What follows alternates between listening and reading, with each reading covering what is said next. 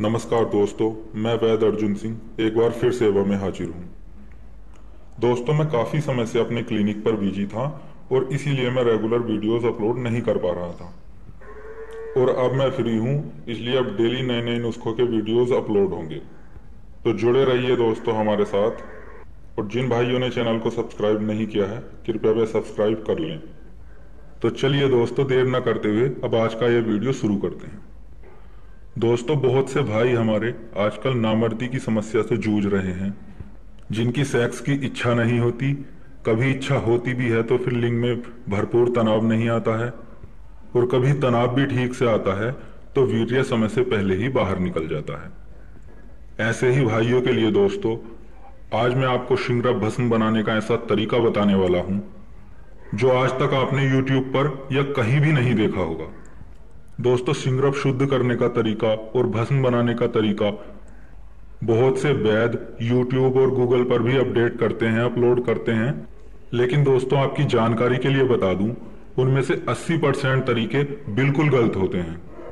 उनका जो दोस्तों शिंगरफ को शुद्ध करने का तरीका होता है और बाद में आग देकर भस्म बनाने का तरीका होता है, इसी प्रक्रिया में उनके शिंगरफ का जो पारा होता है या तो वो जल जाता है या फिर वो उड़ जाता है।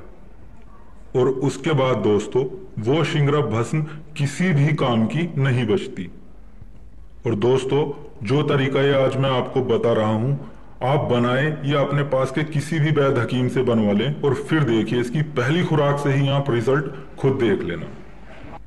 ये देखिएगा दोस्तों, ये सबसे आला दर्जे का शिंगरफ है, शिंगरफ रूमी। आप इसकी चमक देख सकते हैं। दोस्तों, हमारे यहाँ 3 से 4 तरह का शिंगरफ मिलता है। उसमें ये जो शिंगरफ रूमी है, ये सबसे उच्च कोटि का शिंगरफ है। शिंगरफ दोस्तों पारा गंधक और मैनसिल का मिश्रण होता है। बाकी इस शिंगरफ से जो अलग शिंगरफ होते हैं, उनमें मैनसिल और गंधक की मात्रा ज्यादा होती है, पारे की कम होती है। लेकिन ये जो शिंगरफ आप देख रहे हैं रूमी, ये असली शिंगरफ है। इसमें पारे की मात्रा ज्यादा से ज्यादा होती है। इसीलिए इससे जो भस्म तैयार की जाती है वो बहुत ही उच्च कोटि की भस्म होती है।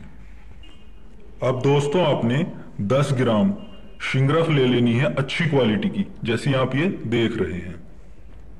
इस शिंगरफ को दोस्तों आपने एक सूती कपड़े की पोटली बनाकर उसका दोला यंत्र करना है। दोला यंत्र के लिए दोस्तों आपने आधा किलो नींबू का रस लेना है और उसमें 1 लीटर पानी मिला लेना है। उसमें आपको इसे लटका देना है 3 घंटे के लिए। जो भी वैद्य हकीम भाई हैं मेरे, वो जानते होंगे दोला यंत्र किस तरह किया जाता है। नींबू के रस और नल के पानी में, ताजे पानी में इसका दोला यंत्र करना है 3 घंटे के लिए। उसके बाद दोस्तों आपने इस शिंगरफ को निकालकर नींबू के रस में लगभग आधा से 1 घंटा खरल करना है। और उसके बाद इस शिंगरफ की आपने एक टिकिया बना लेनी है, गोल टिकिया। टिकिया दोस्तों आपको सिक्के के जैसी गोल नहीं बनानी है। गोल गोली, जिस तरह कांच की गोली होती है जिससे बच्चे खेलते हैं, उसी तरह की गोल टिकिया बनानी है इसकी। अब दोस्तों, जब आपकी ये गोल टिकिया सूख जाए, तब आपने एक धतूरा लेना है बड़े से बड़े साइज का। अब दोस्तों आपने ताजे धतूरे के बीच में से टुकड़े कर देने हैं, 2 टुकड़े, मतलब उसे बिल्कुल बीच से 2 टुकड़ों में काट देना है। अब काटने के बाद दोस्तों उसके बीच के बीज वगैरह आपने बिल्कुल निकाल लेने हैं दोनों साइड के। और वो जो खोखली जगह बचती है उसमें आपने अपने शिंगरफ की गोल टिकिया रख देनी है और वापस से अपने धतूरे को जोड़ देना है। अब दोस्तों आपने थोड़ा चिकनी मिट्टी का घोल बना लेना है, लूदा बना लेना है। अब आपने एक कॉटन के कपड़े की पट्टी ले लेनी है, लगभग 2 से 2.5 फीट की।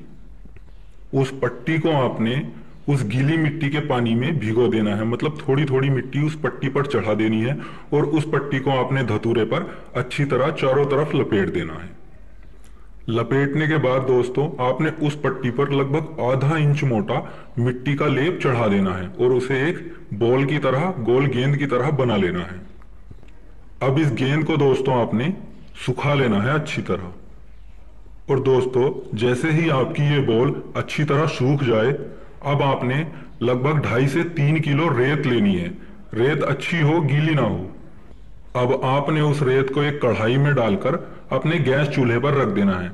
दोस्तों लकड़ी या उपलों की आग या भट्टी की आग इसे नहीं देना है, आपने गैस चूल्हा ही इस्तेमाल करना है और लगभग मीडियम से भी थोड़ा कम आंच पर उसे रख देना है उस रेत को। अब दोस्तों आपने इस रेत में अपनी वो धतूरे वाली बॉल जो आपने बनाई है उसे रख देना है बिल्कुल बीच में। याद रहे इसकी ये जो तली होती है कढ़ाई की उसमें भी वो टच ना हो और वो ऊपर भी ना रहे, बिल्कुल बीच में आपने उस बॉल को रख देना है। अब दोस्तों आपने आग जला देनी है मीडियम से थोड़ी कम और लगभग 2 घंटे तक आपने यही आग रखनी है। 2 घंटे के बाद आपने दोस्तों गैस को मीडियम साइज से थोड़ा और बढ़ा देना है। शुरू के 2 घंटे लगभग हल्की आग देनी है और बाकी 1.5 घंटे आपको और आग देनी है, वो थोड़ी तेज देनी है। और लगभग दोस्तों 3.5 घंटे बाद आपको अपने गैस चूल्हे को बंद कर देना है। अब जब दोस्तों आपकी रेत अच्छी तरह से ठंडी हो जाए उसके बाद अपने धतूरे को आपने बाहर निकाल लेना है और जब वो ठंडा हो जाए उसे सावधानी पूर्वक आपने उसकी मिट्टी कपड़ा वगैरह सब उतारकर सावधानी पूर्वक अपनी टिकिया को बाहर निकाल लेना है।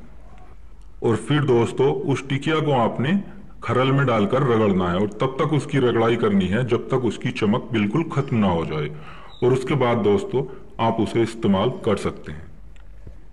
दोस्तों ये वो तरीका है, इससे बनाई गई भस्म का पारा कहीं भी नहीं उड़ता और बहुत बहुत अच्छा रिजल्ट मिलता है।